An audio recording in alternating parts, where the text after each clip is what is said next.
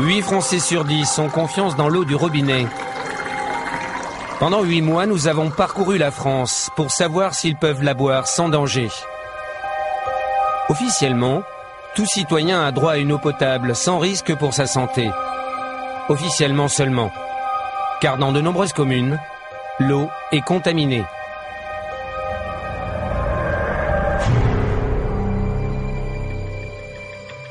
Partout en France, les distributeurs ajoutent de l'aluminium dans l'eau pour la rendre plus limpide. Parfois, en trop grande quantité. Maxi 2320 ? Vous vous rendez compte que la santé de ces gens-là est en danger?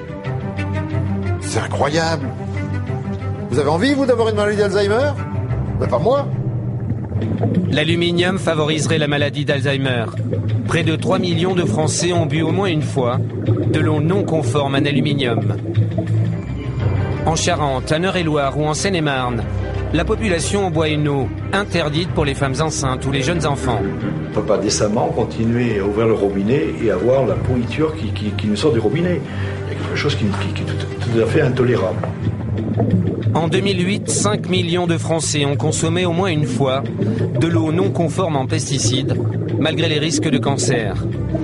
Dans d'autres régions, c'est le radon, un gaz hautement radioactif qui se diffuse dans l'eau du robinet. Il y a 255 000 becquerels par mètre cube. 255 000 becquerels par mètre cube, j'ai jamais vu ça nulle part. Les citoyens et les élus boivent une eau chargée en radon sans en être informés. On n'a jamais eu d'analyse de radon, en tout cas qui nous ont été communiqués, et on n'est absolument pas au courant de ces résultats. Le radon est cancérigène, mais la France ne mesure pas sa présence dans l'eau. Une nouvelle menace vient aussi d'être identifiée. Sans le savoir, les Français boivent une eau qui contient des médicaments. En Normandie, dans le centre, en Charente, en Île-de-France ou en Auvergne, nous avons recueilli les preuves de ces pollutions. Nous les avons présentées aux compagnies de l'eau. Enfin, c'est des trucs, ça doit pas sortir de la maison, ça. C'est pas des trucs de mon public, hein. Ce truc-là, là. Et vous avez quelqu'un en interne qui vous a donné ça. C'est pas des documents, voilà. D'ailleurs, c'est un document interne. Nous avons aussi interpellé l'État, censé protéger notre santé. Est-ce qu'on peut couper l'émission? On coupe l'émission. Voilà, c'est tout. 40 millions de Français boivent régulièrement l'eau de leur robinet. Plongés à nos troubles dans ce produit alimentaire et ses poisons cachés.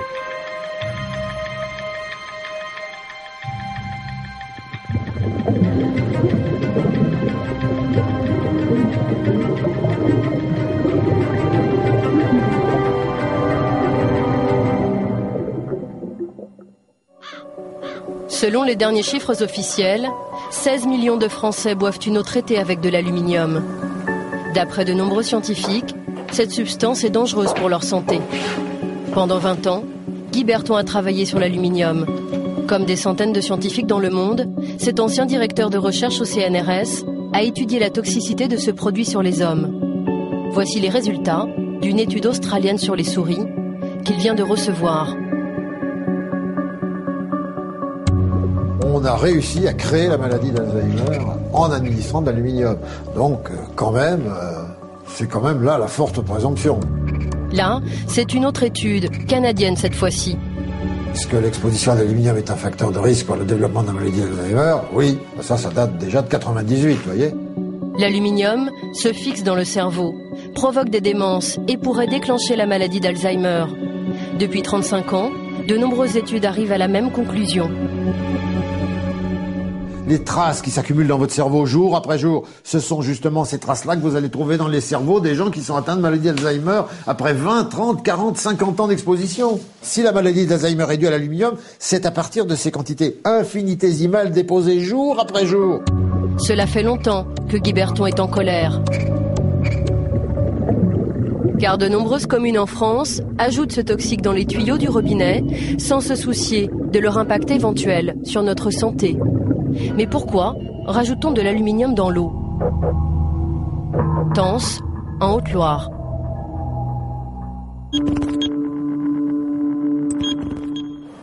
C'est une petite rivière qui prend naissance dans cette vallée. Elle alimente les robinets de 4 villages, 3700 habitants.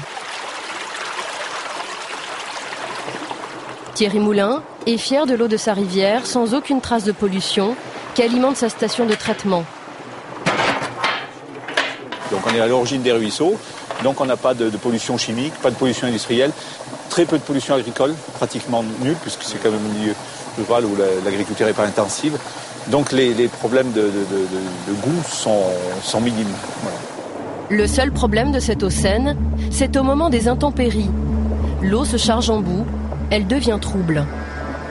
Ça nous provoque une coloration de l'eau qui est très difficile à traiter, même après décantation et après filtration. L'eau peut être un peu colorée. Jaune, marron. Voilà, elle est colorée, légèrement jaune. Et les abonnés, évidemment, ne sont pas très heureux d'avoir une eau distribuée, donc colorée. C'est dans cette station de traitement qu'on rend l'eau plus limpide. Le principe, utilisé par Thierry Moulin et le président du syndicat des eaux, est le même depuis 30 ans. Ça s'appelle la flocculation au sulfate d'aluminium. Voici le bac qui contient le produit chimique. Oui, on a 3200 litres et ça nous fait à peu près une année de fonctionnement. Voilà, si vous en mettez sur les doigts, ça vous rend les doigts un petit peu râpeux. Donc il y a quand même une agressivité du produit. L'aluminium est injecté dans l'eau et capte les particules de boue en suspension. Mais il est très difficile à doser. Alors donc on utilise cette pompe doseuse, donc. Ouais. Il faut doser le plus juste possible pour avoir une flocculation correcte et éviter des dépassements en aluminium. Chaque matin, l'employé de la station analyse la présence d'aluminium dans l'eau pour vérifier s'il n'y a pas de dépassement de la norme fixée par l'Europe, 200 microgrammes par litre. Voilà, on avoisine pratiquement les 100%, donc ça veut dire qu'en aluminium, on est à zéro, pratiquement zéro. Donc ça veut dire qu'en aluminium, en sortie de station, on n'a pas d'aluminium. Donc là, c'est une bonne analyse. C'est qu'on est bien, quoi, voilà, pour le moment. Voilà. Aujourd'hui, l'eau est de bonne qualité, mais c'est loin d'être toujours le cas. L'eau de cette station de traitement dépasse parfois jusqu'à 4 fois la norme aluminium. Voici les analyses des autorités sanitaires pour l'année 2009. Et je voyais qu'il y avait quand même pas mal de dépassements en aluminium. On a des dépassements, oui. Parce que je voyais là, sur 10 analyses, vous avez quand même 6 fois des dépassements de normes, en fait. Et ces dépassements, vous en connaissez depuis un peu toujours, en fait Oui, c'est... Depuis tout le temps, pratiquement, on a eu ces problèmes de dépassement. Ouais. Sur l'aluminium, il y a quand même des chercheurs qui disent qu'il peut y avoir un lien entre les sels d'aluminium dans l'eau, en trop forte quantité, et la maladie d'Alzheimer. Oui, ça, je ne connais pas le problème, c'est possible. Oui. Vous n'en avez jamais entendu parler? Non. À Tence, dans la principale commune desservie par la station de traitement, le maire Jean Digonnet est-il informé de ces fortes teneurs en aluminium? On voit assez souvent des dépassements justement de la norme aluminium. Ces dépassements ne l'inquiètent pas plus que ça, car il reçoit des informations très rassurantes de la DAS, l'autorité qui contrôle la conformité de l'eau dans chaque département. Et en conclusion, qu'est-ce qu'ils mettent Il faut le lire, Président. Réseau fiable, haute qualité sanitaire et satisfaisant. Oui, ça ne les empêche pas de vous dire que vous avez une bonne eau. Ah oui, voilà. Mais la DAS ne vous a jamais parlé de ça, de l'étude qu'il y avait Non. Pourquoi la DAS de la Haute-Loire ne s'inquiète-t-elle pas de cette eau trop chargée en aluminium?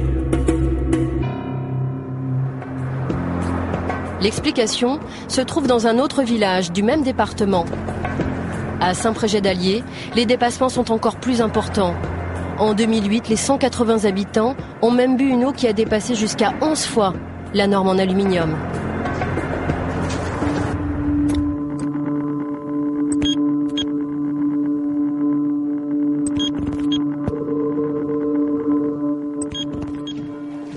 Pour l'ingénieur sanitaire de la DAS qui nous rejoint, ces chiffres ne sont pas alarmants.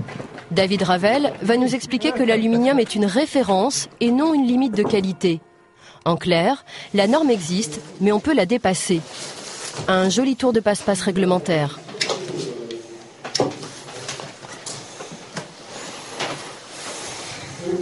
Donc là, par exemple, effectivement, on a 936 microgrammes par litre en aluminium.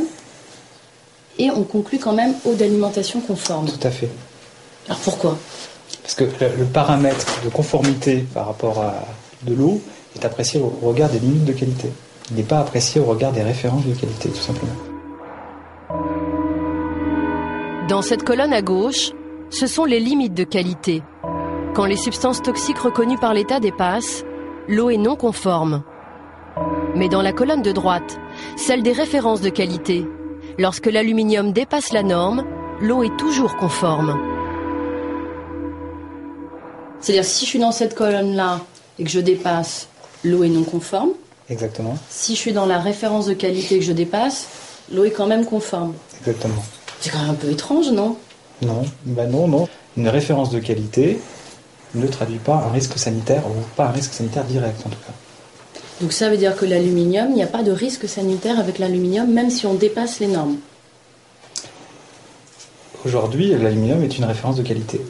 Donc il n'y a pas de risque sanitaire. C'est pas considéré comme une limite de qualité.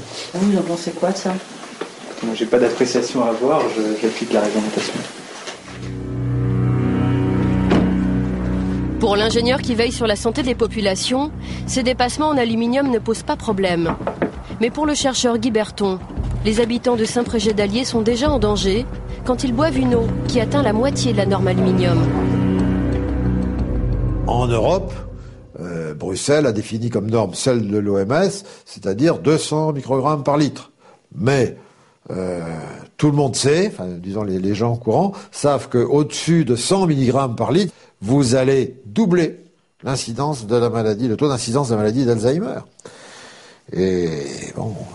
Et c'est très grave ce que vous dites, parce qu'il y a plein de communes en France où l'eau est à plus de 100 microgrammes. Je ne sais pas s'il y en a plein, j'en sais rien. Mais il y en a, moi je peux vous dire qu'on en a. Ah oui, alors s'il y en a, ces gens-là sont en danger de... Ce sont les relevés de la DAS, ouais.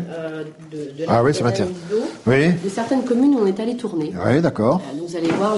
je connais les trucs, les formulaires, oui. Maxi 2320 ? Oh, mais c'est pas possible. Non, c'est un document de la DAS. C'est invraisemblable, ça. En 2320 microgrammes par litre. Disons, le cerveau va être joli, hein. Ah non, c'est invraisemblable. Mêmes analyses présentées à un autre chimiste, André Picot. Il a dirigé un laboratoire de recherche au CNRS. Cet ancien expert auprès de l'Union européenne a lui aussi travaillé sur l'aluminium. Microgrammes par litre. Oh là là là là. Ouais, oui. Ouais, oui. C'est aberrant. C'est aberrant. Et le fait qu'on mette eau d'alimentation conforme alors qu'on est 4 fois au-dessus de la norme en aluminium... Vous savez, ça ne gêne pas beaucoup un certain nombre d'organismes d'État de couvrir ce genre de choses. Et oui, il ne faut pas affoler les populations, c'est tout. Ah, respect des références de qualité, non. J'adore, qualité. Mais malgré tout, c'est... Qualité, si ça vous fiche la maladie d'Alzheimer, c'est simplement le non-respect d'une référence de qualité. Pardonnez-moi, mais j'appellerais ça de l'assassinat, moi. Les autorités laissent boire cette eau du robinet contaminée en aluminium bien au-delà des normes. Mais étrangement, depuis notre interview de l'ingénieur sanitaire de la Haute-Loire, la DAS a modifié ses bulletins d'analyse. L'eau n'est plus seulement conforme, une mention a été ajoutée. À noter, une teneur en aluminium bien supérieure à la référence de qualité. Quelques semaines plus tard, la commune de Saint-Prégé-d'Allier a abandonné le traitement à l'aluminium. Pourquoi la France ne protège-t-elle pas sa population contre le risque aluminium? Tout s'est joué il y a 12 ans, quand le ministère de la Santé a enterré ce dossier.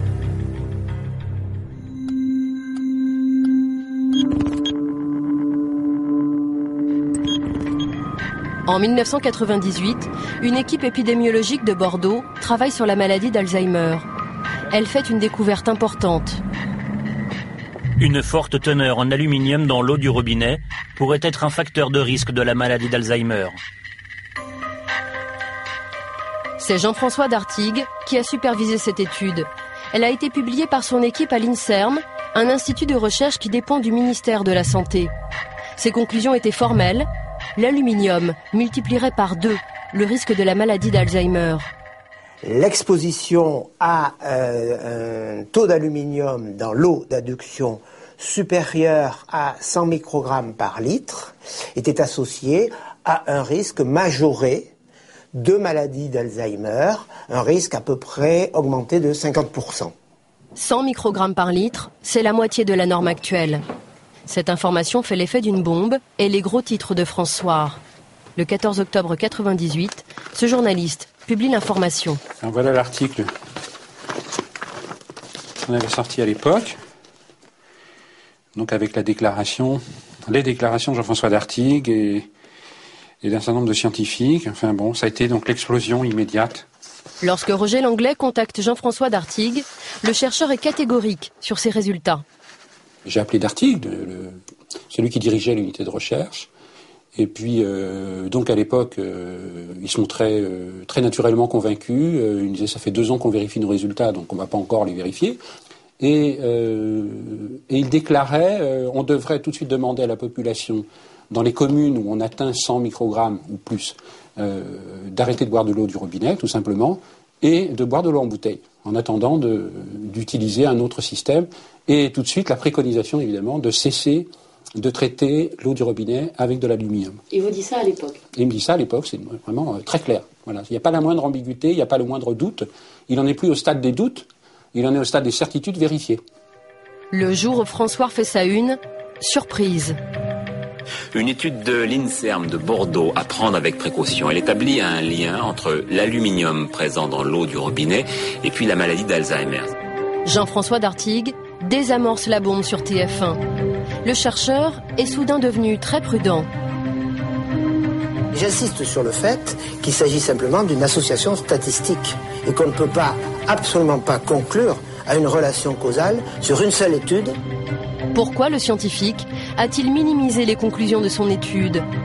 Le jour même, le chercheur Guy Berton était aux côtés de son collègue Jean-François d'Artigues, juste avant qu'il n'accorde une interview à TF1. Selon lui, Jean-François d'Artigues aurait reçu ce jour-là un coup de téléphone de Bernard Kouchner, alors secrétaire d'État à la Santé. Il a appelé Jean-François d'Artigues au téléphone pour lui intimer l'ordre d'aller le soir même à TF1 et démentir les propos qu'il avait tenus, qui plus est lui-même, dans l'article, dans l'interview qu'il avait eu avec le journaliste de France Soir et qui était rapporté dans l'article de France Soir. C'est le ministre de la Santé qui l'appelle en personne ? Absolument. C'est ce que m'a dit Jean-François d'Artigues en revenant, en me disant « Monsieur Berton, je suis désolé, je ne pourrai pas assister à votre séminaire de cet après-midi parce que Kouchner me demande d'aller à la télévision ce soir à TF1, sur TF1, démentir les propos tenus par mon équipe et moi-même concernant l'aluminium. » Certaines personnes m'ont dit que vous aviez reçu un coup de fil le jour justement de cette une pour vous demander d'aller minimiser un peu votre étude. Non, absolument pas. Absolument pas. Non, absolument pas. Non, ça je peux vous affirmer, absolument pas. Guy Berton dit pourtant être sûr de lui. Il affirme se souvenir très bien de son indignation. J'ai dit qu'il n'était pas le chercheur du ministre, ni du gouvernement français, mais qu'il était le chercheur de la totalité de la population française et même de la totalité de la population mondiale. Voilà, c'est ça un chercheur. Le chercheur n'a pas de compte à rendre à un ministre. Voilà. Il a un compte à rendre à sa conscience, c'est tout. Et qu'est-ce qu'il vous dit, lui, comme réponse? La réponse a été très simple. Alors là, je m'en souviens comme si c'était hier. Il a répondu oui, mais moi, si je veux des crédits l'année prochaine pour mon unité. Voilà, c'est tout. Malgré nos multiples relances, la chargée de presse du ministre Bernard Kouchner n'a pas donné suite à notre demande d'interview. Je vous confirme que son emploi du temps est très chargé. Nous devons déjà refuser beaucoup de demandes d'entretien sur des sujets d'actualité essentiels. Les scientifiques vont se faire discrets, mais 2 ans plus tard, le ministère de la Santé commande tout de même une étude à l'AFSA. C'est l'organisme d'État qui veille sur la sécurité alimentaire des Français. En 2003, voici son rapport. 16 millions de Français boivent une eau traitée au sel d'aluminium. Près de 4 millions boivent même une eau qui dépasse la norme. Et pourtant, selon les experts de l'AFSA, il n'apparaît pas nécessaire de fixer pour les eaux une référence de qualité inférieure à 200 microgrammes par litre. Pour l'AFSA, l'affaire est réglée, on ne touche pas à la norme. Marie Favreau est directrice des risques sanitaires dans cet organisme. Aujourd'hui encore, elle est convaincue du bien fondé de cette décision.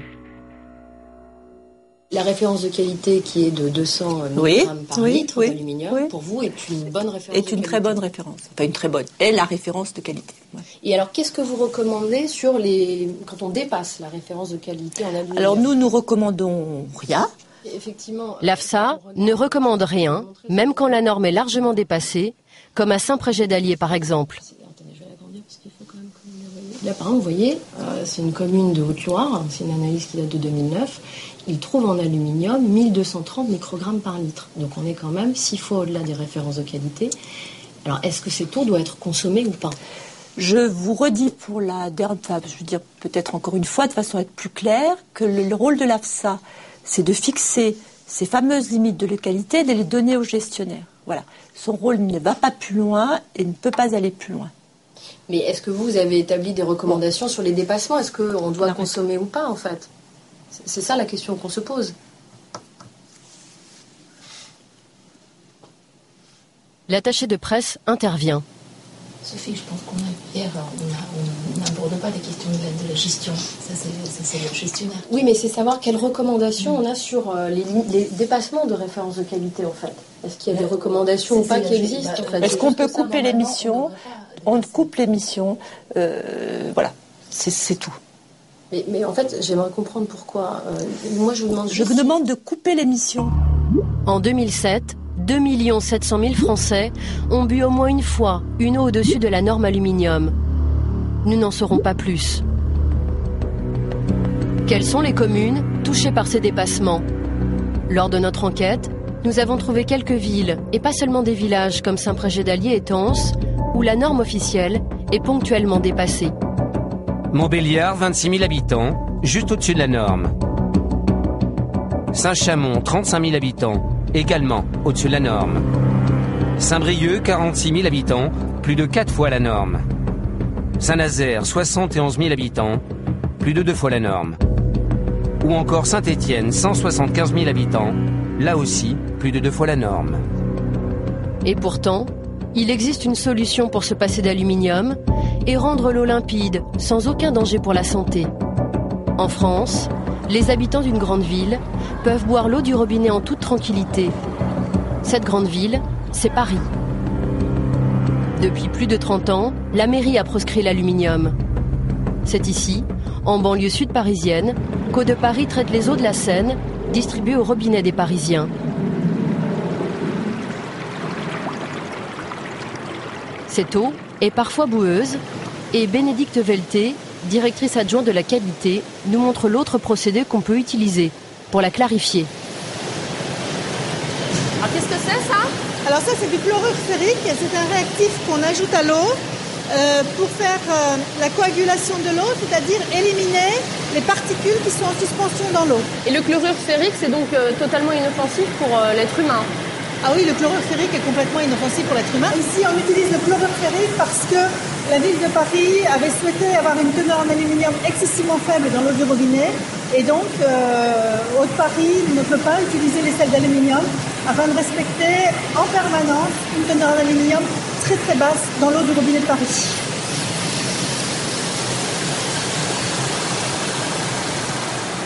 Pourquoi un quart des Français, selon les derniers chiffres, boivent-ils toujours une eau traitée à l'aluminium et non pas au fer ? Est-ce que c'est plus complexe à utiliser, par exemple, que les sels d'aluminium ? Non. Non, c'est pas plus complexe à utiliser, c'est simple d'utilisation. Et est-ce que c'est plus coûteux, par exemple, que les sels d'aluminium ? Non, c'est pas plus coûteux que les sels d'aluminium. Non, non, le coût est équivalent. Pourquoi on n'a pas généralisé ce principe en France ? Le problème des sels ferriques, c'est que dans certains cas, ça peut donner une petite couleur à l'eau, parce que le fer est rouge, donc ça peut donner une petite couleur à l'eau. Mais là, on parle de choses qui ne sont pas dangereuses pour la santé. Même si l'eau est un peu colorée par les chlorures ferriques, c'est pas dangereux. Non, non, c'est pas dangereux, mais c'est l'aspect esthétique. Le consommateur est excessivement perturbé dès que l'eau a une couleur ou un trouble, ce qui est tout à fait logique. C'est la première perception que le consommateur ressent. Pour ne pas déplaire à leurs clients, par simple souci marketing, les distributeurs de l'eau préfèrent encore utiliser les sels d'aluminium. Du côté des grandes compagnies de l'eau, l'utilisation de ce toxique est tabou. Suez, le numéro 2 français, a refusé de s'exprimer sur ce traitement. C'est quand même un procédé qui est encore utilisé chez Suez. Oui, mais oui, c'est un procédé qui est utilisé, mais comme partout. Donc aujourd'hui, nous, on ne s'exprime pas sur ce sujet-là, quoi. Enfin, nous, aujourd'hui, on nous a dit, aucun intérêt de parler sur ce sujet, quoi. Pour nous, c'est un non-sujet. Veolia, le numéro 1 mondial, qui vend de l'eau à 24 millions de Français, a accepté de nous recevoir, mais sans connaître les informations dont nous disposons. Nous nous sommes procuré un rapport interne de l'entreprise sur la qualité de l'eau. Il date de 2003. Voici ce qu'il préconise. Gérer le risque médiatique à propos de la maladie d'Alzheimer. Ce document indique noir sur blanc que Veolia a distribué une eau qui ne respecte même pas la norme aluminium à 1 100 000 Français. Chez Veolia, Boris David a été mandaté pour nous répondre. Cet hydrogéologue est tout de suite mal à l'aise quand on prononce le mot aluminium. Et c'est de l'aluminium, c'est largement utilisé dans vos usines de traitement ? C'est utilisé, je pense qu'on privilégie aujourd'hui plutôt les chlorures ferriques et ce type de réactifs, mais c'est encore utilisé. Oui. Pourquoi on privilégie les chlorures ferriques ? Je sais bien où vous voulez en venir, sur les problèmes des résiduels d'aluminium dans l'eau, c'est ça que, Oui, parfois il y a des dépassements de normes. Ouais. Il me semble qu'on les utilise toujours. Maintenant, on respecte les normes. Enfin, à ma connaissance, il n'y a pas de dépassement majeur en aluminium sur nos usines. Le rapport interne de Veolia démontre le contraire. J'ai un document sur la qualité de l'eau. C'est un document qui date de 2003. Ce document, Boris David refuse au début d'en parler. Ça ne doit pas sortir de la maison, ça. C'est pas des documents publics. Hein. Le truc sur l'aluminium, vous m'avez montré. Je ne sais pas comment vous avez obtenu ça. Mais ça, ce truc-là, là. Des métiers. Et vous avez quelqu'un en interne qui vous a donné ça. C'est pas des documents. Voilà. D'ailleurs, c'est un document interne. J'ai celui de 2009, si vous voulez, on peut regarder. Ah bah oui, ça peut être intéressant, si vous l'avez. À contre-cœur, Veolia nous livre le nombre de personnes qui ont encore bu en 2009 de l'eau qui dépasse régulièrement la norme aluminium. Je ne sais pas si vous avez ce document-là. Moi, ça m'inquiète de savoir qu'ils sont en circulation. Et sur la répartition nationale, globale, vous avez combien de personnes encore Là, on en a global 106 900. Donc il y a encore 106 000 personnes qui ont des problèmes de qualité d'eau sur l'aluminium. Voilà. Tu veux faire des plans ou pas du document ? Si je peux, bien sûr. Mais je pense pas. Non. Non. Quelles sont les communes clientes de Veolia qui ont distribué cette eau régulièrement contaminée ? Nous n'en saurons pas plus.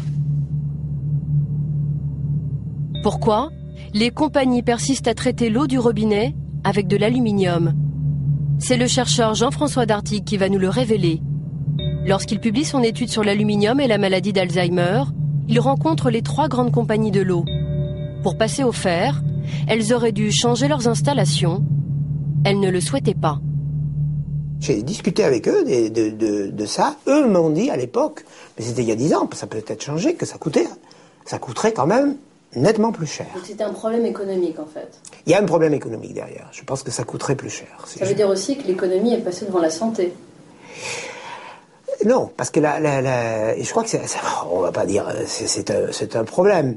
La santé est aussi un problème économique, si vous voulez. Il faut faire des choix. Qu'est-ce que vous voulez dire par faut faire des choix ? Il faut choisir.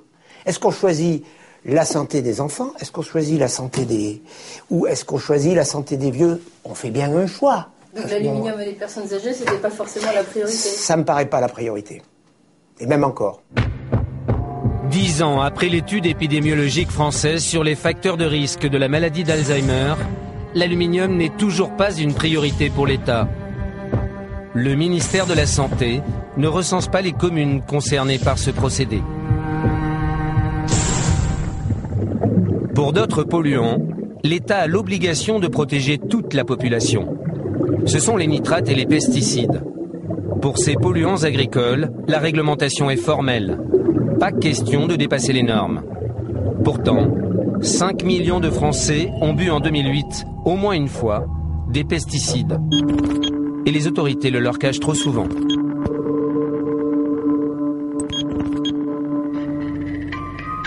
En Eure-et-Loire, écouter la radio vous rappelle qu'ici l'agriculture a depuis longtemps contaminé les réserves d'eau. L'eau de Châteaudun est donc débarrassée pour un bon bout de temps de ces agents polluants. Le coût total de cette nouvelle station de traitement des pesticides, 2,5 millions d'euros. Écoutez, le maire, il est soulagé. Je suis soulagé parce qu'on se rendait compte qu'il y avait une dégradation de notre eau de captage et malheureusement une dégradation de l'eau que nous distribuions à la population. À Châteaudun, l'eau est de nouveau conforme. Mais dans de nombreux villages, les habitants consomment toujours une eau non potable, contaminée par les pesticides et les nitrates.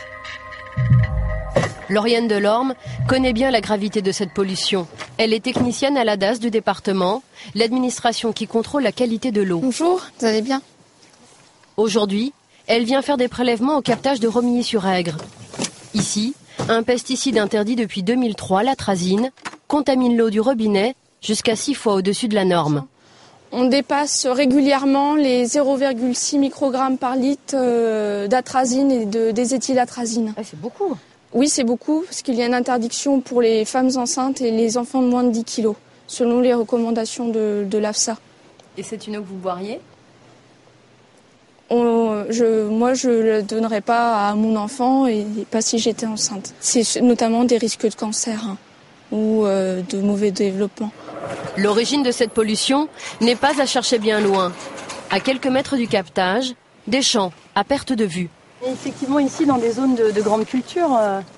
Oui, toute la Beauce, c'est une région céréalière, donc beaucoup de blé, de maïs, pommes de terre. Et on pourrait pas se dire justement, faut arrêter toutes ces cultures à proximité des captages. C'est peut-être la seule solution pour s'en sortir. C'est très tendancieux. Pourquoi ? Parce que de demander aux agriculteurs d'arrêter tout traitement pesticides, eux vous répondront oui, mais nos rendements vont tellement baisser que la production ne sera pas possible, ne sera pas rentable et on ne pourra pas vivre. Grande culture, contre eau de qualité. Jusqu'à présent, c'est l'agriculture intensive qui a été privilégiée. Depuis maintenant plus de 10 ans, les habitants de ce village boivent une eau dangereuse pour les femmes enceintes et les jeunes enfants. Et cette commune est loin d'être un cas isolé dans le département. Dans ce courrier du 19 juin 2009, le préfet d'Eure-et-Loir dépeint une situation sanitaire très inquiétante. La situation en Eure-et-Loir est toujours aussi alarmante. Les anomalies recensées concernent essentiellement les nitrates et les pesticides. C'est le département de la région qui compte le plus grand nombre de réseaux délivrant une eau juridiquement non potable. À la direction départementale des affaires sanitaires et sociales, le directeur adjoint nous révèle l'ampleur de cette pollution. Il calcule le nombre d'habitants qui boivent une eau non conforme en pesticides et en nitrates. Alors je commence par les nitrates, si vous voulez. 49 773 habitants, c'est-à-dire près de 50 000 personnes. En gros, près de 12% de la population départementale qui a reçu en 2008 à son robinet une eau à teneur en nitrate supérieure à la limite légale de qualité. 50 000 personnes. 50 000 personnes. Donc ce sont tous ce qu'on voit en rose et en rouge sur la carte en fait. Voilà, ce sont ces deux couleurs qui symbolisent, ça c'est au-delà de 70 mg par litre et cette couleur-là entre 50 et 70 mg par litre. Vis-à-vis des pesticides, la limite de qualité de 0 microgramme par litre est dépassée pour tout ce qui est rose ou rouge.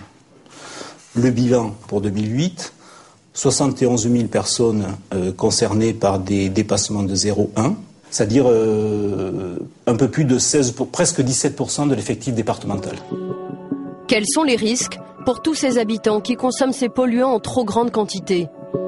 Ce sont les bébés qui sont les plus exposés aux problèmes d'oxygénation liés aux nitrates. Donc le nourrisson peut subir de manière plus importante ce phénomène d'anoxie, c'est-à-dire empêchement d'oxygénation de son organisme, parce que les nitrites sont fixés et ils empêchent l'oxygène de venir se fixer au niveau des poumons, en fait, quand le sang. C'est une anoxie, une asphyxie. Pour les pesticides, si on dépasse les troubles neurologiques, peut-être maladie de Parkinson, des troubles de la reproduction, des troubles neurologiques éventuels, ce sont les hypothèses qui sont aujourd'hui investiguées, certaines formes de cancer. En gros, je pense qu'avec ces 3 interrogations de risque sanitaire, ça suffit pour dire faisons respecter ce que prévoient les textes. La première obligation de la DAS, c'est d'informer les communes qui doivent alerter leur population. Mais les maires, le font-ils vraiment ? La Seine-et-Marne et ses routes bordées de champs Après l'Eure-et-Loire, c'est le deuxième département de France le plus contaminé par les nitrates et les pesticides. La Croix-en-Brie qui est là, le Mininel-les Ormeaux. Marie-Paul Duflot préside l'association Nature Environnement Seine-et-Marne. L'eau potable, elle en a fait son combat. Actuellement, il y a combien de communes qui ont de la restriction à la consommation sur l'eau potable? Bon, environ une soixantaine. Donc heureusement, on a laissé la situation sans s'en préoccuper trop pendant de nombreuses années. Et puis, mais ça fait beaucoup quand même. Hein. Ça fait pas mal, oui. Pas mal, surtout que j'ai l'impression que la plupart du temps, les habitants ne sont pas au courant. Nous allons contrôler 3 communes qui distribuent au moment du tournage une eau non conforme en nitrate ou en pesticides. Première mairie, Lumininel-Ormeaux. Pour certains quartiers du village, le taux de pesticides dépasse 7 fois la norme. Première inspection, les panneaux d'affichage extérieur. UV de la réunion du conseil communautaire, bon, il n'y a rien. À l'intérieur, même constat. Bon, il y a quand même risque d'intoxication du monoxyde de carbone, ils sont conscients de ça. Par contre, l'eau potable, ça n'a pas l'air de faire partie des... Madame le maire, est-ce qu'elle est là Non, je ne suis pas disponible. Ah, c'est vous, madame. Je vais faire un reportage sur l'eau et la manière dont les mairies communiquent sur la qualité de l'eau. Oui. Vous prenez un rendez-vous parce que moi, aujourd'hui, je n'ai pas le temps. D'accord, mais c'était juste pour savoir pourquoi ça n'était pas affiché alors que c'est une obligation de mairie d'afficher. C'est affiché en principe dans les mairies. Bah oui. Donc voilà, c'est pas là aujourd'hui, c'est pas de chance. D'accord ? C'est pas de chance. Mais donc pour les citoyens, c'est pas de chance. Oui, mais aujourd'hui, je n'ai pas le temps. On a que sympathique. Ouais, très sympathique. Ce qui s'appelle se faire jeter. Deuxième commune, Gatun. L'eau est au-dessus de la norme de 50 mg par litre pour les nitrates et 6 fois plus pour les pesticides. Bonjour. Je suis Sophie Le Gall, je suis journaliste pour France 3. Oui. Bonjour monsieur. Bonjour. En fait, on réalise un reportage sur l'eau du robinet. Oui. Et puis là, on fait un petit tour des mairies dans le coin pour voir un peu comment ils communiquent auprès de leur population sur la qualité de l'eau. Ah bah vous êtes tombé sur la bonne mairie. Pourquoi ? Je suis monsieur Pichot, le maire de Gatun. Vous pouvez nous montrer un peu en termes d'affichage ou de communication à la population comment vous procédez ? Les relevés. Ah, ils sont dehors. Les analyses ne sont affichées nulle part. Et vous savez que c'est obligatoire d'afficher en mairie. Oui, je sais. Mais pourquoi ça n'a pas été fait alors ? Ah, madame, pourquoi que ça n'a pas été fait ? Pourquoi que c'est fait ? Pourquoi que c'est... Vous savez, je vous le dis, je vous le répète, on n'a aucun malade, aucun mort. Des fois, je blague avec les gens. L'eau, mais on n'a pas grand-chose, nous. Les pesticides, enfin, c'est beaucoup. C'est les pesticides qu'on a. Oui. Et les nitrates. La secrétaire vient de sortir ce document d'un tiroir. Il confirme bien des dépassements en nitrates et en pesticides. Voilà. Et là, par exemple, il y a des restrictions à la consommation là sur ces relevés ? Si, bien sûr. Non, mais que les femmes enceintes et puis les nourrissons, oui. Les nitrates et les pesticides sont reconnus maintenant par tout le monde comme étant d'origine agricole. Qu'est-ce que vous connaissez faut arrêter de dire ça, faut arrêter. Alors là, vous allez me mettre en colère, là. Parce que moi, pas de chance, le maire est un ancien agriculteur. Les agriculteurs sont quand même responsables en partie de ces taux de pesticides et de nitrates élevés dans l'eau quand même. Oui, mais je vous dis pas le contraire. Mais heureusement qu'il y en a quand même des agriculteurs parce qu'on travaille tous de faim. Dernière commune, Courpalais. Ici aussi, l'eau potable dépasse la limite en nitrate et 4 fois la norme pesticide. Devant le parvis de la mairie, surprise, une future maman embarque des bouteilles d'eau. Donc qu'est-ce que vous faites là en fait ? C'est parce qu'en fait, comme je suis enceinte, je venais demander des aides et on m'a dit que j'avais le droit à des bouteilles d'eau. Une par jour en fait. Voilà. Tous les mois, les gens, alors on distribue de l'eau aux femmes enceintes et aux femmes enceintes. Donc à partir du 4e mois de grossesse jusqu'aux 10 kilos d'enfants. Mais monsieur le maire arrive. On a rentré beaucoup de masques, etc. Et on n'a pas de... Charles Saadia est maire depuis 2 ans. On n'avait pas de place, donc on a aménagé cet endroit pour... De mémoire d'élu, on s'est toujours soucié des femmes enceintes et des nourrissons. Son prédécesseur distribuait déjà des bouteilles d'eau. On rentre une palette chaque 15 jours à peu près. Donc ça fait, je vous dis, 300 €, c'est exactement 132 € la palette. Voilà, donc ça vous coûte combien par mois ? 300 €, 260 € précisément. Ouais, c'est pas, sur un budget communal, c'est quand même pas énorme. C'est pas énorme. Ça rassure beaucoup de gens et puis franchement, c'est pas un coût exorbitant, ça nous fait quoi, 3 000 € par an. Oui. Il faut le faire. Oui, non, mais c'est même pas il faut le faire, c'est un devoir de solidarité, c'est un devoir. Oui, non, ça c'est pas des choses qui me gênent beaucoup, hein, franchement. En tout, sur les 5 communes testées lors du tournage, une seule informe sa population et protège les femmes enceintes et les nourrissons. Voilà. Au revoir, bonne continuation. Au revoir, monsieur. Au revoir. Retour en Eure-et-Loire. Face à l'ampleur du désastre, les autorités sanitaires locales ont enfin décidé de réagir. Aujourd'hui, le directeur adjoint de la DAS du département a rendez-vous avec des élus d'un village qui connaît de gros dépassements en nitrates et pesticides. Jean-Claude Guéral a imaginé un nouveau moyen pour faire pression sur les maires. Tant que l'eau ne sera pas potable, ils ne pourront plus construire de lotissements. Le raisonnement a été assez simple, c'est de dire dès lors que l'eau n'est pas potable, c'est déjà ennuyeux pour la population actuelle et l'État fait pression sur les élus pour améliorer la situation. Mais il n'y a aucune raison pour qu'on laisse venir des populations nouvelles. Ça suffit, l'effectif concerné est déjà assez important, ça suffit comme ça, c'est pas la peine d'aggraver le processus. Jean-Claude Guéral est accueilli par le maire, également agriculteur, qui est un peu tendu. Allez-y, rentrez, on va vous laisser. Les 10 logements qu'il espérait construire sont pour l'heure compromis. La sous-préfète, Anne Laparre-Lacassagne, s'est aussi déplacée pour faire passer le nouveau message de l'État aux élus dépités. Je trouve que c'est quand même un peu dommage qu'on ait mené une réflexion qui date, je ne sais pas depuis combien de temps que ça date cette réflexion, depuis 1 an et demi, peut-être 2 ans, qu'on ait mené toute cette réflexion-là, qu'on arrive à cette proposition-là au concret, et puis qu'aujourd'hui qu'on nous dise que c'est pas possible. Donc c'est un peu dans cet esprit-là, enfin dans cette interrogation-là, qu'on demande à la DAS et à l'État des explications. Voilà. Ce qui est normal. D'emblée, l'État va mettre les points sur les i. On cumule les inconvénients puisqu'on a à la fois des dépassements de qualité vis-à-vis des nitrates, qui sont importants, qui datent depuis plus de 15 ans, et surtout en matière de pesticides. C'est-à-dire on rencontre ici des situations de concentration comprises entre 0,4 et 0,6, c'est-à-dire 4 à 6 fois la limite de potabilité. Donc l'État ne souhaite pas du tout qu'on crée des lotissements en extension dès lors que la question de l'eau n'a pas été réglée, quoi. On se fait quand même un peu guillotiner là, je trouve. On est un petit peu... il y a un mode d'exploitation qui a fait qu'on est dans cet état-là aujourd'hui, mais on faisait ça avec la bénédiction de l'État. Vous savez, tous les pesticides qui se retrouvent dans la nappe, et c'était des produits homologués, donc on n'était pas hors la loi. C'est pas moi qui vote les lois, c'est pas moi qui écris les règlements, on est juste payé pour les faire appliquer ici. Et on les fait pas trop appliquer parce que sinon on aurait été plus rigoureux depuis plus longtemps. On a été extrêmement patient pendant un certain nombre de temps.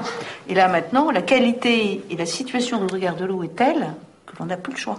Donc on est obligé de durcir notre position et d'être dans cette logique de donnant-donnant. Vous voyez bien qu'effectivement, mais on accompagne. On n'est pas non plus borné. D'accord Et pourquoi vous dites on a été patient? Pourquoi on a été patient pendant longtemps? C'est grave. On a peut-être eu tort.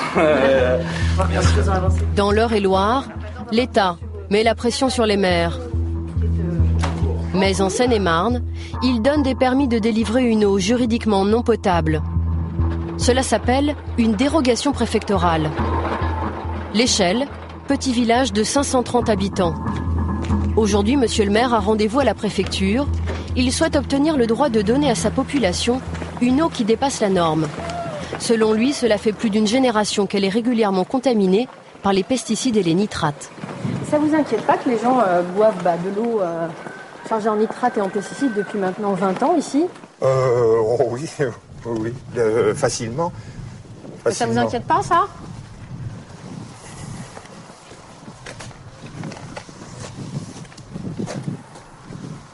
Je sais pas. Je sais pas quoi vous répondre là, mais c'est vrai que c'est des années et des années que c'est comme ça. Pour décrocher une dérogation de 3 ans, les maires doivent s'engager à régler leur pollution de l'eau. Mais la commune d'Edmond-Caluzny a déjà obtenu une première dérogation et rien n'a été fait. Pendant la première dérogation, non, il n'y a pas eu de travaux de fait parce que il y a plusieurs communes concernées et puis c'était beaucoup de discussions pour pouvoir élaborer ce projet. Donc c'était pas tellement concret, si vous voulez. Quelques heures plus tard, Edmond Kaluzny sort de la préfecture, accompagné de 2 autres maires, eux aussi satisfaits. Ils ont obtenu une 2e dérogation. Et ils savent que les travaux ne seront pas finis dans 3 ans. Mais si ça dure plus de 3 ans, on va être obligé de refaire une 3e dérogation. Elle a dit que c'était la dernière. Hein. Ah oui, mais en principe, on peut en avoir une 3e. Hein. Oui. Alors on espère que à ce niveau-là... C'est un peu plus difficile. Hein. Oui. Mais bon. Vous pensez que vous n'allez pas réussir à faire les travaux dans les 3 ans en fait? Non. Pas tout. Fin 2011, donc les travaux vont démarrer et ça va durer 4 ans. Donc ça va nous emmener en 2015. Hein. Les habitants de l'Échelle devront attendre encore 5 ans avant d'avoir de l'eau potable à leur robinet. Ces dérogations peuvent s'éterniser jusqu'à 9 ans. Et pendant ce temps, le ministère de la Santé oublie de dire aux populations que l'eau peut être interdite pour les femmes enceintes et les nourrissons. Sur son site internet, voici ce que le ministère se contente d'indiquer: eau d'alimentation conforme par dérogation. Dans le local de son association, Marie-Paul Duflot découvre que ces eaux qui dépassent par exemple les normes nitrates sont déclarées conformes par l'État. Eau d'alimentation conforme, effectivement, je trouve que cette phrase n'est pas judicieuse. Restriction d'usage. Non, il n'y a pas les restrictions d'usage, effectivement. Oui. Ah oui, c'est effrayant. On va dire que ça permet à ceux qui ont demandé de rédiger ça de se sentir relativement à l'aise, puisque c'est écrit conforme par dérogation. Mais en réalité ça leur permet d'avoir peut-être moins de citoyens qui se révoltent contre une eau non conforme. Sans doute. Le préfet du département de la Seine-et-Marne est-il informé de ce défaut d'information? Nous décidons de lui montrer le site internet du ministère de la Santé et l'interview d'un maire qui a déjà obtenu 2 dérogations avec la bénédiction des services de la préfecture. Monsieur le préfet, Michel Guillot, est convaincu du bien fondé de ces dérogations sur l'eau. Pourquoi l'État accorde des dérogations aux communes qui ont des dépassements? Si l'État accordait des dérogations et que rien ne se passe, ce serait, pardonnez-moi, complètement inutile. Mais l'État n'accorde de dérogation que parce que la commune s'engage à un projet de réalisation, d'investissement qui aboutira à terme à une solution pérenne, donc à une qualité de l'eau satisfaisante. Alors je vais vous montrer, dans les lieux de Seine-et-Marne, qu'il y a des dépassements dans sa commune en pesticides et en nitrates, et qui a lui aussi, on est à sa 2e dérogation. Alors le préfet est quand même un peu fautif. Ah oui, ça, sans doute. Tous les ans, je demande une dérogation parce que je mets toujours de mon eau, que les travaux avancent pas, et il me la donne. Alors expliquez-moi ça. Ça fait combien d'années que vous avez des dérogations? Oh, ça fait 3 ans. Vous allez encore en avoir là? Oui. Il ne faut pas comprendre la dérogation comme étant le fait de retarder la décision politique. On a un peu parfois l'impression quand on les écoute, les maires. Quelques maires, encore une fois, voyez un certain nombre... J'aurais pu autant présenter d'autres qui disent « mais oui, on est d'accord, ça ne nous arrange pas, mais le préfet a raison de nous obliger à... » C'est comme ça. En Seine-et-Marne, 106 communes, 20% des mairies du département sont toujours sous dérogation. Pourquoi l'État n'alerte-t-il pas la population dont le préfet a la responsabilité? Les nitrates, effectivement, on est à 64 mg par litre, donc on est effectivement au-dessus des normes. 50. Et pourtant, quand on regarde la conclusion, il est écrit « eau d'alimentation conforme par dérogation ». Oui. Est-ce que vous trouvez que c'est une bonne façon d'informer les gens? Elle pourrait être formulée différemment. Je suis une femme, je m'installe dans cette commune, je veux voir la qualité enceinte. de mon eau, par exemple, notamment. Je vois eau d'alimentation conforme par dérogation. Je me dis donc j'ai une eau qui n'a pas de problème. Et pourtant... c'est une eau qui est interdite à la consommation pour les femmes enceintes. Écoutez, oui, ça manque sans doute d'éléments de précision. Je suis d'accord avec vous, oui. Il faudra je l'indiquerai au ministère de la Santé et également au service d'action sanitaire et sociale, oui, c'est sûr. Ça n'est pas un mensonge, simplement c'est une imprécision, d'accord. Ou une ambiguïté, d'accord. L'État protège mal les habitants et des entreprises en profitent pour leur proposer des solutions miraculeuses. Ils leur promettent une eau qui protégerait soi-disant leur santé, comme en Eure-et-Loire. Tu veux de l'eau, Loulou ? Aurélie Rive s'est installée 2 ans plus tôt à la campagne pour la qualité de vie. Cette maman découvre alors que l'eau du robinet est non conforme en nitrate et 2 fois au-dessus de la norme pour les pesticides. Merci. Cette situation la préoccupe car elle a 2 enfants en bas âge, dont Lauric, 1 an. Qu'est-ce qui vous inquiète plus précisément pour les enfants, par exemple ? Beaucoup les... Enlève ta tétine. Beaucoup les pesticides. Les pesticides parce que pour les... Voilà. Pour les petits garçons, surtout, je sais que surtout pour les jeunes enfants, c'est dangereux. Et puis, pour se dire, on boit de l'eau du robinet et puis on sera en bonne santé, on va pas être malade parce qu'on décide de boire l'eau du robinet, quoi. Malgré tout, Aurélie donne de l'eau du robinet à son fils, mais filtrée, car elle s'est équipée d'un appareil qui traite l'eau. Donc en fait, on a installé un calibrodénitrateur. Ça purifie l'eau, ça enlève nitrate, pesticides et calcaire.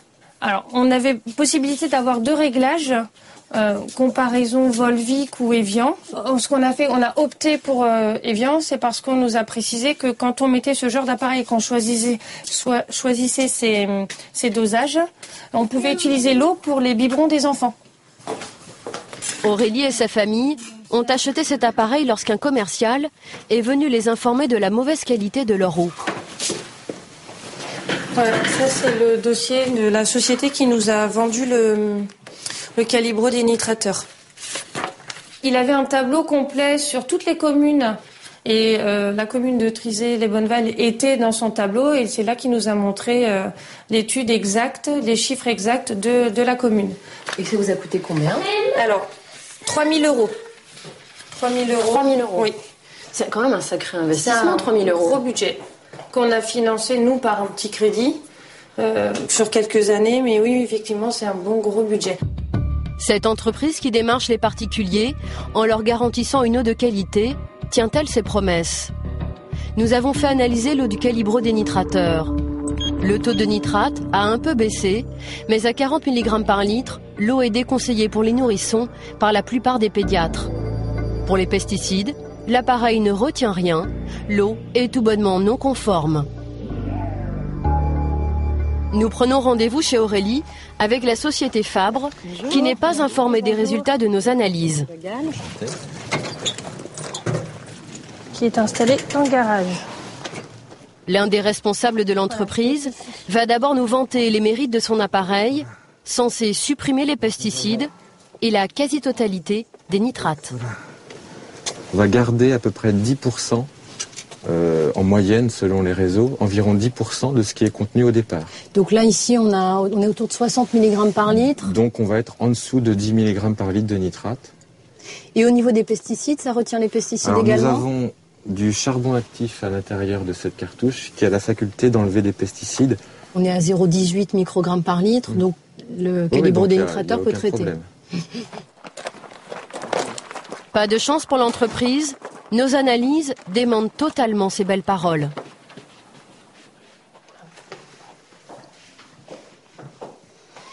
Parce que je voulais vous montrer quelque chose, parce qu'en fait on a fait nous analyser l'eau traitée ici, et on a eu des petites surprises quand on a reçu l'analyse, puisque vous voyez en nitrate on est à 40 mg par litre.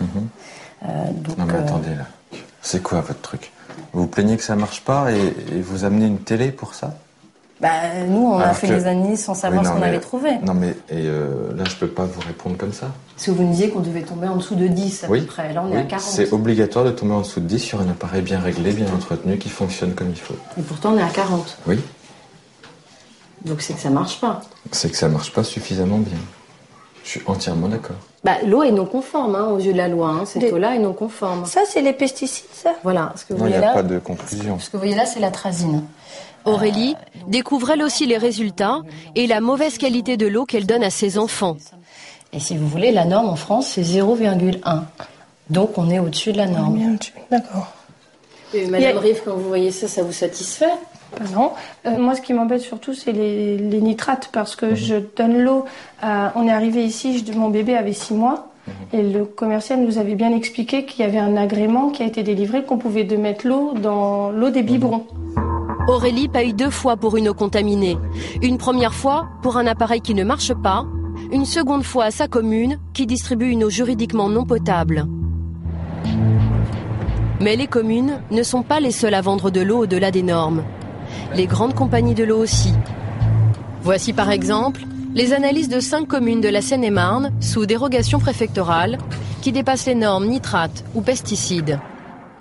C'est Veolia, le numéro 1 mondial, qui commercialise cette eau. Ce géant de la distribution contrôle pourtant tous les jours la qualité de son produit. Ça commence par la saveur. Voici ce que les laborantines doivent détecter dans l'eau. Donc moisi, hydrocarbures, terre, chlore et pharmaceutique. Chaque matin, elle goûte les eaux de la région parisienne, comme on déguste un bon vin.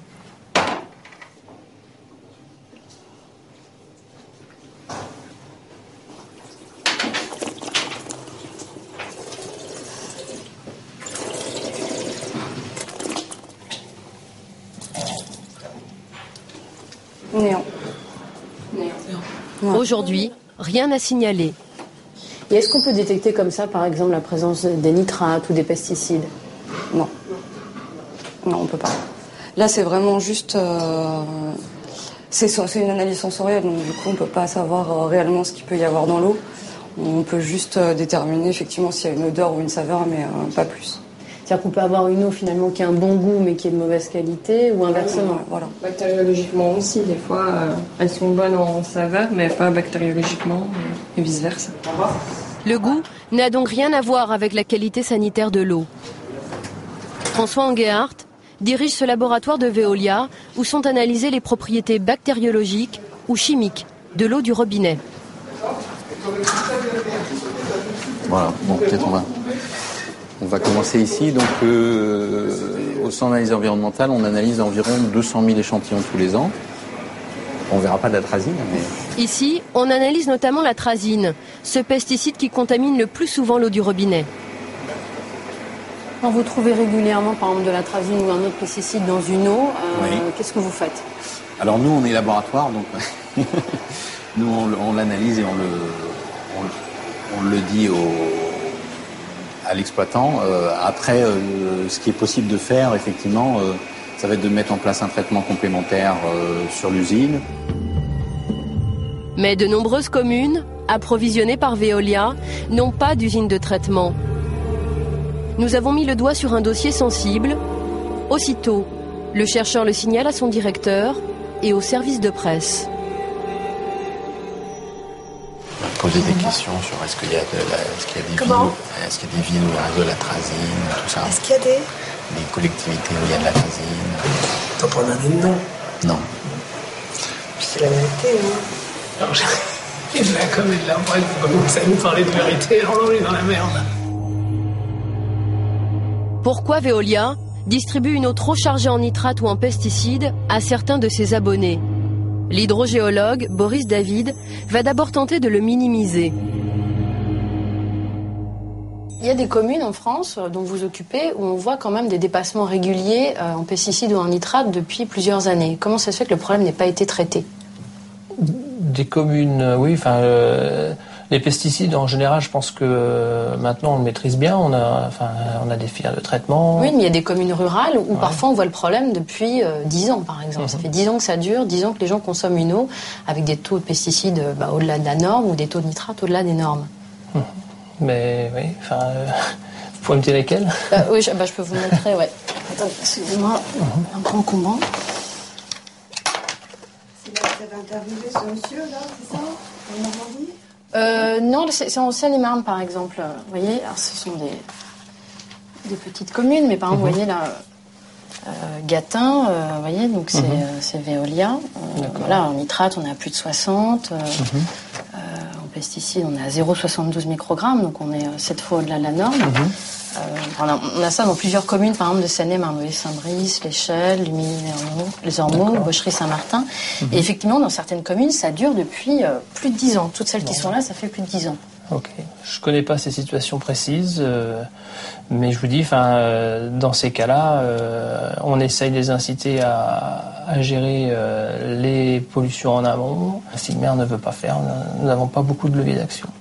Donc ça veut dire que parfois la raison économique passe devant la santé, par exemple. Oui, on peut le voir comme ça. Ouais. Les travaux incombent aux mairies, mais d'autres compagnies de l'eau ont été condamnées pour avoir vendu une eau non conforme. En Charente, une poignée de citoyens a réussi à faire condamner un géant de l'eau.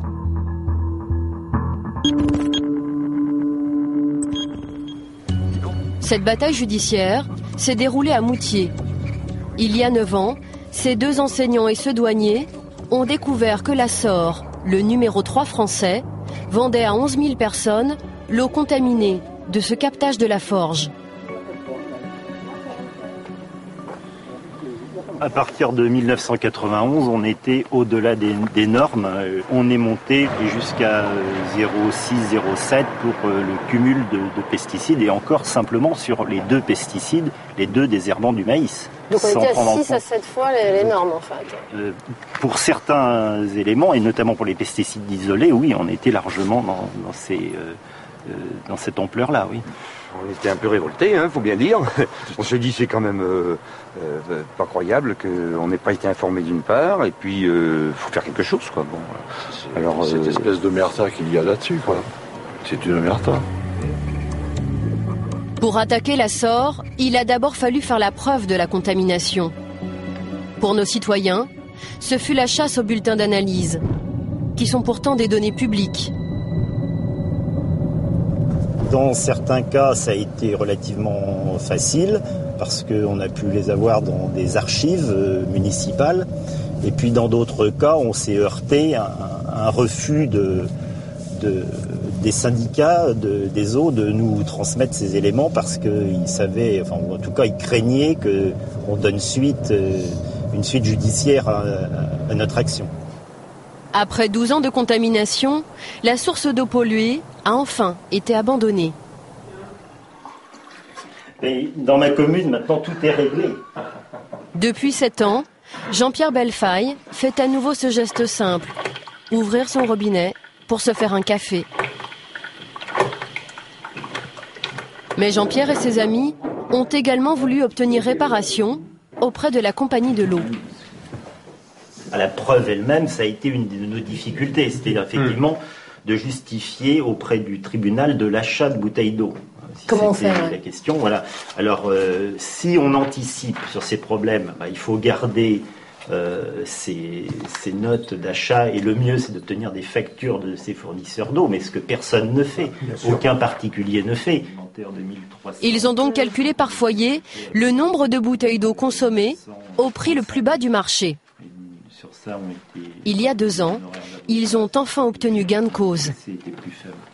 Le tribunal condamne la société SOR à payer à M. Roux la somme de 4 560 €.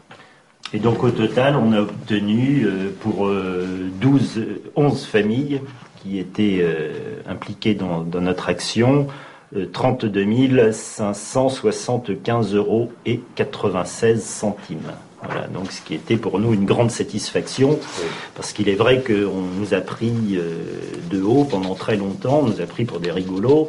Pour nous, c'est quand même une très belle victoire. Cette belle bataille, seules 11 familles sur 11 000 habitants l'ont menée. Pourtant, près de 5 millions de Français ont bu au moins une fois en 2008 une eau qui ne respecte pas la norme pesticide.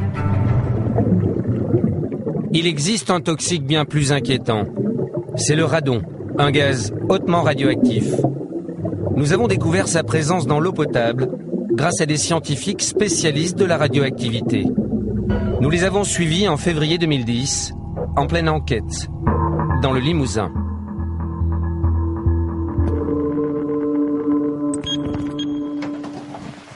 Bruno Charéron est ingénieur en physique nucléaire.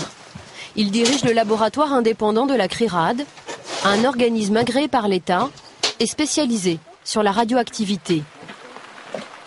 Aujourd'hui, sous une pluie battante, il se rend au captage de Saint-Sylvestre.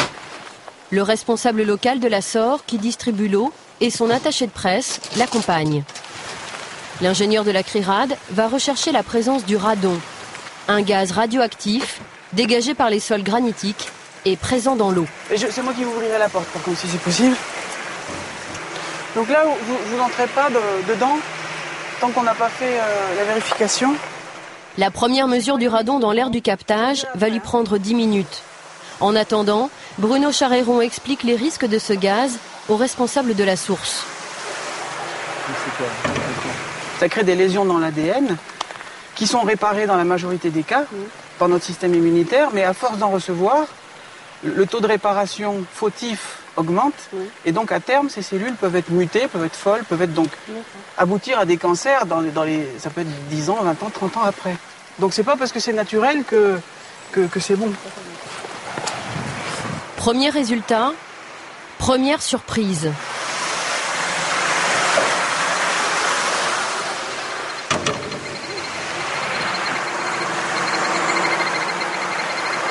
Alors, il y a quand même 27 000 becquerels par mètre cube, alors qu'on est juste à l'entrée, quoi. Dans les écoles, par exemple, la norme à ne pas dépasser est de 1000 becquerels. C'est beaucoup ? Ah bah 27 000 becquerels par mètre cube, c'est pas tous les jours qu'on mesure ça quand même. Oui, c'est vraiment beaucoup. C'est-à-dire que... Devant ces chiffres alarmants, les employés de la SOR vont désormais se tenir à l'écart de notre caméra et du captage. Donc ça, c'est un masque. Là, c'est obligatoire, là. Bah oui, parce que vraiment, la concentration en radon est vraiment très importante. 27 000 becquerels par mètre cube, c'est vraiment très élevé. Tout comme notre caméraman, Bruno Charéron s'équipe dorénavant d'un masque à charbon actif pour réaliser une seconde mesure, plus précise encore, de la radioactivité. Est-ce que vous sentez que c'est un peu plus dur de respirer? Oui. C'est bon? Seconde mesure, énorme surprise.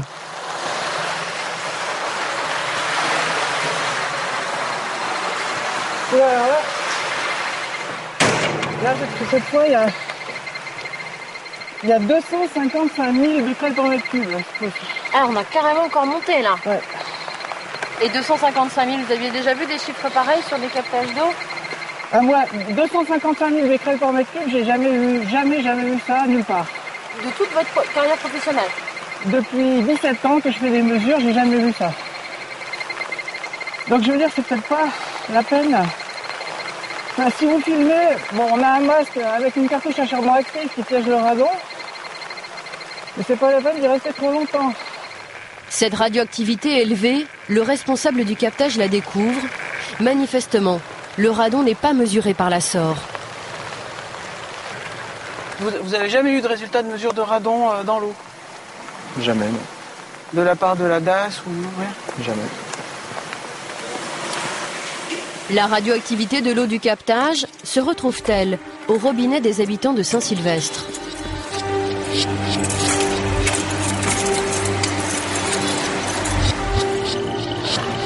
Avec Christian Courbon, un autre technicien du laboratoire de la CRIRAD, nous nous rendons chez une habitante du village, Viviane Sinclair.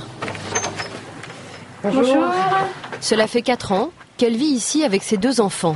C'est pour une analyse d'eau, c'est bien ça? Je pense à 1 litre là pour avoir suffisamment de masse. Christian Courbon prélève 5 litres d'eau pour faire une première mesure au radiamètre.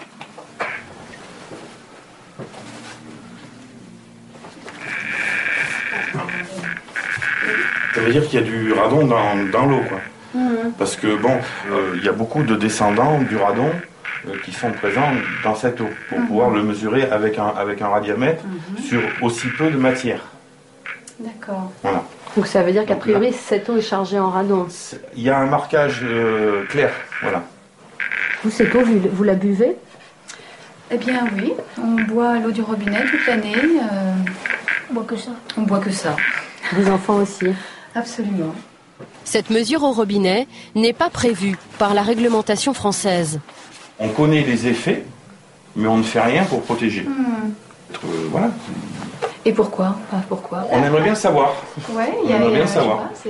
Voilà. Bizarre, d'accord. Pour les habitants de Saint-Sylvestre qui boivent l'eau de leur robinet, quels sont les risques de contamination? À Valence, dans son laboratoire, Bruno Charéron va analyser l'eau de Viviane Sinclair. Avec l'échantillon. Bonjour, ça va? Ouais, bonjour. Ça s'est bien passé? Ça a été. Ouais. Hop. Alors là, on en ramène un de Saint-Sylvestre. Donc c'est de l'eau qui a été prélevée sur le captage des sauvages. Donc c'est de l'eau du robinet? Voilà, c'est ça. L'ingénieur en physique nucléaire mesure les éléments radioactifs présents dans cette eau.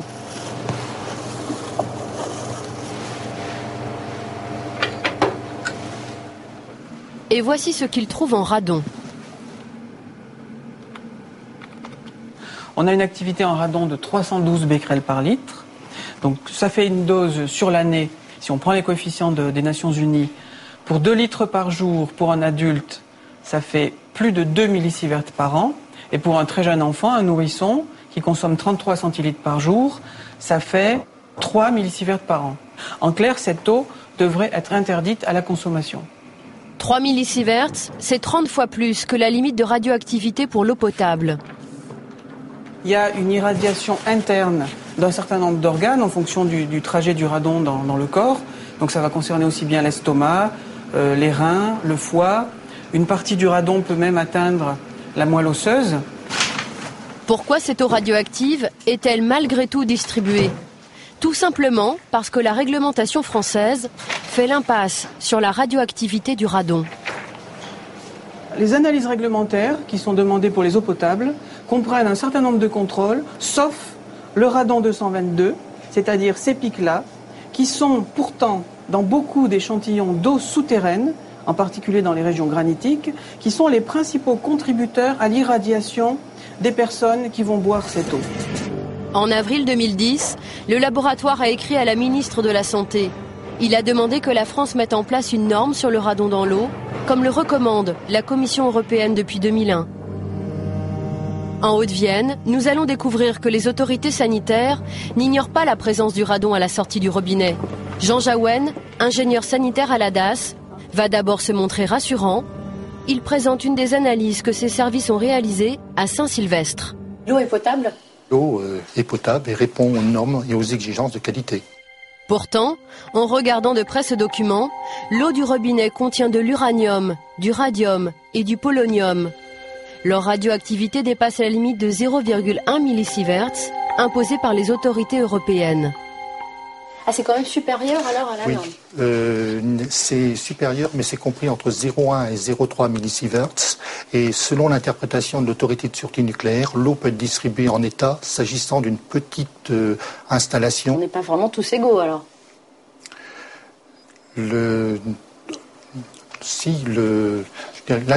On n'est pas forcément... Non, les valeurs telles qu'elles sont examinées actuellement le sont faites. Je dirais que l'interprétation reste la même pour tout le monde en France au regard des valeurs qui sont obtenues. Un jargon administratif pour justifier une radioactivité dans l'eau potable supérieure à la norme édictée par l'Europe. Pas de traces de radon sur cette analyse. Pourtant, la DAS a réalisé à Saint-Sylvestre des mesures et trouvé les mêmes teneurs que la CRIRAD. Des mesures jusque-là restées confidentielles. Est-ce que vous, ce sont des teneurs qui vous ont inquiété quand vous les avez découvertes? Oui, c'est-à-dire qu'il est évident que lorsqu'on a trouvé ces valeurs, on s'est interrogé sur leur impact et on les a transmis à l'autorité de sûreté nucléaire et dans un deuxième temps à l'Organisation mondiale de la santé. C'était il y a combien de temps que vous avez envoyé ces documents? Ça fera bientôt 1 an pour l'autorité de sûreté nucléaire et 4-5 mois pour l'Organisation mondiale de la santé. Ah oui, donc ils ont eu le temps de vous répondre. D'accord. Jean Jaouen attend toujours sa réponse. Est-ce qu'il y a d'autres communes qui ont des teneurs en radon élevés? Oui, il y a quelques autres communes. Et c'est possible de nous dire lesquelles? De mémoire, comme ça, je ne les sais pas. Non. Ou éventuellement de nous montrer une liste des communes que vous avez analysées? Oui. Oui, c'est possible? Oui. Très bien. Oui. Vous pouvez nous le montrer? Oui. 100 communes ont été analysées Plusieurs ont de fortes teneurs en radon, comme Jabreil-les-Bordes par exemple. Et donc ça veut dire que les habitants par exemple, de ce village-là ne savent pas en fait qu'ils ont quand même une eau avec des teneurs en radon importantes. Non. Mais vous ne trouvez pas ça gênant qu'ils ne soient pas mis au courant alors qu'ils la consomment cette eau? Oui, mais tous les résultats du contrôle sanitaire classique sont portés à la connaissance des habitants. Mais pas ça, quoi. Pas ça.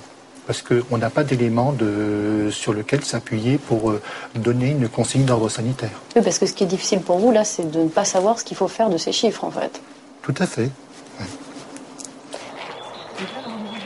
Avec le directeur du laboratoire de la CRIRAD, nous sommes allés à la rencontre de cette commune qui présente des taux très élevés en radon. Monsieur le maire et son adjoint vont découvrir que l'eau potable de leur village est hautement radioactive.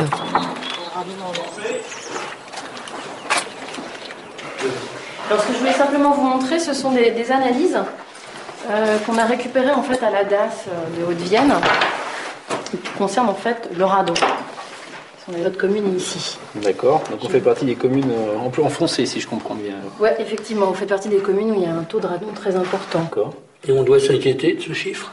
Est-ce que vous déjà vous avez été informé de ces chiffres? Absolument pas, du tout. Non, nous on a des analyses de radioactivité qui sont faites une fois tous les 4 ans par captage en fait. Mais non, on n'a jamais eu d'analyse de radon, en tout cas qui nous ont été communiquées, et on n'est absolument pas au courant de ces résultats. Voilà. Et comment ça se fait qu'ils fassent des analyses dans votre commune et qu'ils ne vous informent pas alors que vous êtes les élus de cette commune?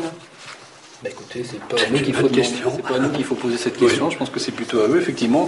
Moi je trouve ça un petit peu curieux. Mais c'est vrai que c'est curieux. L'eau atteint parfois 1300 becquerels. Pour la Commission européenne, il ne faudrait plus boire l'eau du robinet au-delà de 1000 becquerels. Et pour Bruno Charéron, avec 50 fois moins de radon, les habitants sont déjà en danger. Il suffit d'avoir dans l'eau seulement 20 becquerels de radon par litre pour dépasser la dose qui est recommandée à ne pas dépasser pour la boisson. Et comment on peut éliminer le radon? Donc pour éliminer le radon, il y a le fait de faire circuler de l'air, de brasser cette eau avec de l'air extérieur qui est peu chargé en radon, pour forcer l'eau à dégazer son radon. Et puis il y a des systèmes de filtration, par exemple à charbon actif. Mais bon, c'est pas simple. Hein. C'est vrai que moi je suis prêt à faire tout, on est prêt à faire tous les aménagements possibles sur le réseau d'eau pour être dans les normes, pour être quoique dans certaines limites. Mais il n'y a aucun problème. Mais c'est que derrière il faut le financer et nous on peut pas le financer. À Jabreil-les-Bordes, le maire est désemparé. À Saint-Sylvestre, un habitant a reçu 10 jours plus tôt les analyses de la CRIRAD. Depuis, Vincent Defaille et sa famille ne boivent plus que de l'eau en bouteille. Alors ça, c'est tout votre stock d'eau? Une petite partie, puisqu'on va faire les courses samedi, donc on en rachètera d'autres. Mais bon, c'est le stock d'eau en priorité pour les enfants. L'eau de la cantine aussi, elle a du radon. Donc sur le coup, on a donné des petites bouteilles d'eau à nos enfants, ce qui n'était pas facile pour la cantinière, pour tout le monde, et puis même pour les enfants eux-mêmes, puisque pourquoi nous on boit pas de l'eau, elle est pas bonne l'eau, plein de questions. C'est les seuls enfants qui avaient ces petites bouteilles. Oui, et puis là, en fait, on continue, mais on se rend compte que voilà, celle du milieu nous a dit non, moi ça m'énerve de boire de l'eau en bouteille, donc je fais comme les autres. Tous les soirs, Vincent fait l'inspection des cartables de Léonie, 5 ans, et Edgar, 7 ans. Lorsqu'il découvre des bouteilles presque pleines, ce père de famille ne peut s'empêcher d'angoisser.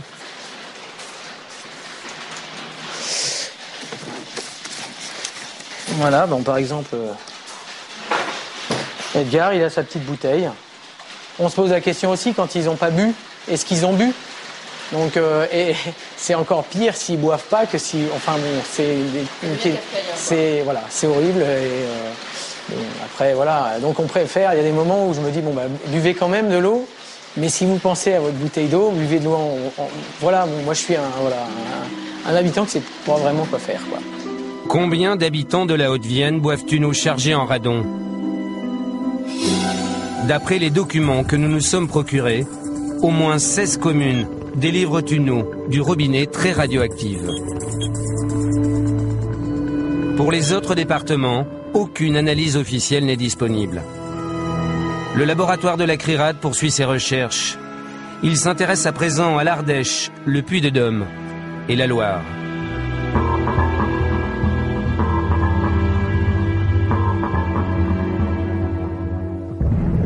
Il existe une pollution de l'eau encore plus méconnue. C'est la dernière menace, un cocktail de 3000 molécules qui circulent dans nos tuyaux. Ce sont des résidus de médicaments. Les Français sont les plus gros consommateurs européens de médicaments. On les retrouve dans l'eau depuis quelques années, mais on ignore encore les effets sur notre santé.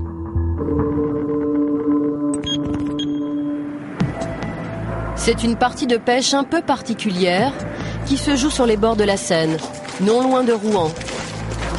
Ici, les pêcheurs de Gardon travaillent pour la science. Christophe Minier étudie l'impact des médicaments sur les poissons. Oh là là, ça c'est de la bête. Cet écotoxicologue de l'Université du Havre s'intéresse surtout aux hormones féminines, comme la pilule contraceptive, très présente dans la Seine. Les personnes prennent la pilule, la métabolisent, l'éliminent via les urines, elle se retrouve dans les stations d'épuration. L'un n'est pas totalement éliminé et finalement dans le milieu. Ça se retrouve comme ça dans la Seine Dans la Seine, dans nos poissons. C'est un mâle. Ces chercheurs s'intéressent surtout aux mâles et à leurs testicules. Voilà les deux testicules du gardon que je viens de prélever et qu'on va analyser. Ce qu'on a pu constater, nous, c'est que justement certaines protéines qui sont normalement exclusivement femelles, eh bien on les trouve dans le plasma des mâles. Ce qui montre une féminisation d'une population d'individus mâles. Les poissons se féminisent, en partie à cause des hormones féminines. Un peu partout dans le monde, les scientifiques font le même constat. Gardons, moules ou goujons pourraient être menacés de disparition. Si on se réfère à d'autres études qui ont été menées, mais cette fois-ci dans des milieux particuliers, dans des milieux fermés, dans des lacs, eh bien, les Canadiens ont pu publier qu'en contaminant pendant 3 ans avec uniquement la pilule contraceptive avec des niveaux qui sont comparables aux nôtres, eh bien, en 7 ans après, la population a disparu. La féminisation des poissons ne se voit pas à l'œil nu. Depuis 13 ans, Christophe Minier observe leurs testicules au microscope. En 1998, en disséquant un chevenne, il est tombé sur un spécimen inquiétant. C'est une image assez extraordinaire parce qu'on voit un testicule ou une partie d'un testicule de chevenne ici, qui est apparemment plutôt normal. Ce qui est très très particulier, c'est que sur ce testicule est en train de se développer un ovaire. Et on voit typiquement là au grossissement que c'est vraiment des tissus connectés et que c'est bien un ovaire qui est, avec ses différents ovocytes ici, qui est en train de se développer sur le testicule. Dans certains fleuves ou rivières, ces mâles qui se féminisent sont loin d'être une exception. Nous, dans les sites pollués, on a de 4 à 40% de poissons intersexués. C'est beaucoup. C'est beaucoup. Les Anglais ont eu des sites jusqu'à 100% intersexués, eux. Nos rivières et nos fleuves ne charrient pas que des hormones. Ils sont devenus une pharmacie à ciel ouvert. Le docteur Joël Spirou a remonté le fil de l'eau. Sa recherche l'a mené à la sortie des eaux usées de l'hôpital de Rouen et de ses 8000 malades. Comme partout en France, ces rejets ne sont pas traités. Toutes les eaux usées passent par là, donc à la fois les water et puis les lavabos, etc., etc. Tous les bains, enfin tous les rejets liquides du CHU et du centre Becquerel, du centre de traitement contre le cancer, arrivent ici, sont collectés ici avant d'être répartis dans la circulation de l'agglomération. Les urines et les selles des malades véhiculent plus de 3000 molécules, la gamme complète de nos médicaments. Le docteur Joël Spirou a recherché et trouvé une trentaine d'entre eux. Des antiépileptiques, des antidépresseurs, des laxatifs ou encore des antidouleurs que la pharmacie centrale délivre tous les jours à ses patients. Donc ici par exemple, vous avez le Demla patch par exemple. C'est quoi ça ? Donc ça c'est un antidouleur en fait qu'on pose en patch avant de faire des injections éventuellement. Là vous avez du spasmo injectable. Donc ça c'est pareil, c'est un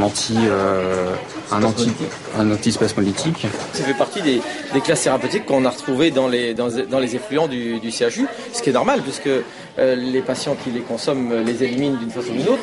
Donc ça veut dire que voilà, il y a une problématique de santé environnementale à évaluer de façon sérieuse. À Rouen, l'hôpital n'est pas le seul à rejeter des médicaments. Les 550 000 habitants aussi. Que deviennent les 3000 molécules qui s'accumulent dans les eaux usées? Elles sont acheminées dans cette station d'épuration. Ici encore, le docteur Joël Spirou a réalisé des analyses.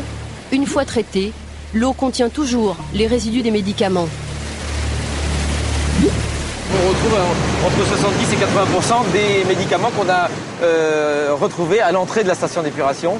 C'est une preuve, s'il en fallait une, que ces stations d'épuration ne sont pas prévues, elles n'ont jamais été prévues pour retenir les résidus médicamenteux. Par exemple, le tramadol, on s'aperçoit que par an, on laisse repartir 78 kilos d'antalgiques dans la Seine. Alors, me direz-vous, 78 kilos, c'est pas grand-chose, mais c'est pour un bassin de population relativement restreint. Et pour une seule molécule. Et pour une seule molécule, et si on rapportait ça à toute la France, ça peut être colossal. Et le plus soucieux, c'est qu'on ne sait pas le devenir de cette molécule dans l'environnement. Tous les ans, la station de Rouen rejette des milliers de kilos de médicaments dans la Seine pour 30 molécules analysées seulement. Et l'eau de la Seine, comme les autres fleuves de France, alimente nos robinets. Cela commence à préoccuper les autorités. Depuis octobre 2009, des scientifiques collectent à Nancy des échantillons d'eau en provenance des 4 coins de la France.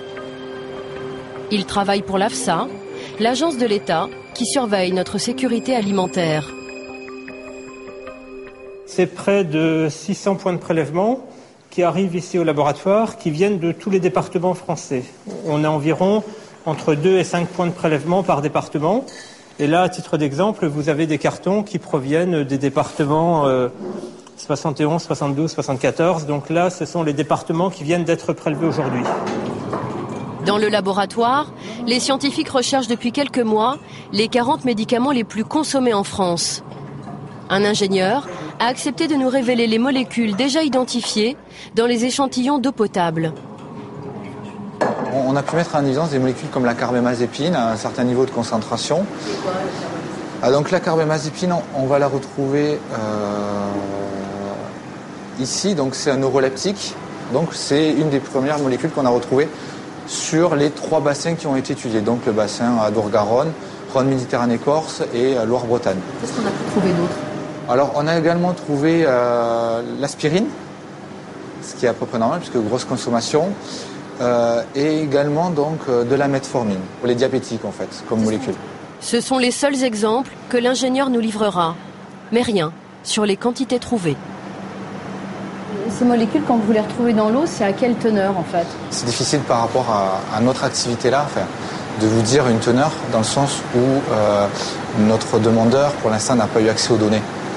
Là, c'est un ordre de grandeur, hein, c'est oui, non, mais l'ordre de grandeur, c'est, enfin voilà, je peux pas vous dire parce que pour l'instant, on sait qu'on a retrouvé un certain niveau, mais ce niveau-là, il faut le confirmer, il faut le valider, et il faut l'être sûr parce que vous imaginez derrière les associations de consommateurs qui vont nous dire attention, vous avez dit que vous aviez trouvé que 100, et si on a le malheur de trouver dans une eau traitée 300 ou 400 nanos, admettons, imaginons, ils vont dire ah oui, vous aviez dit que vous aviez que 100. Donc, vous avez peur que ça affole les gens en fait. Voilà. Les résidus de médicaments peuvent-ils nous rendre malades?